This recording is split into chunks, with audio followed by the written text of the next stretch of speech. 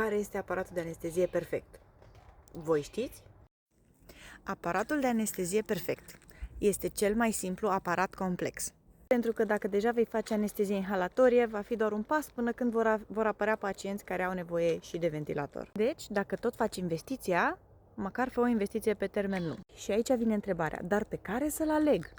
Simplu spus, îl alegem pe cel care are nevoie cea mai puțină de atenția noastră.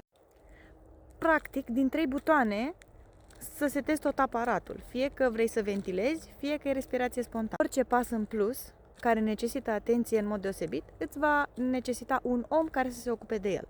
Deci, dacă ești și chirurg, și clinician, și asistent, și anestezist, îți trebuie un aparat care să funcționeze rapid și simplu, fără să-ți dea bătăi de cap atunci când îl setezi sau când vrei să faci switch-ul de pe ventilare pe respirație spontană.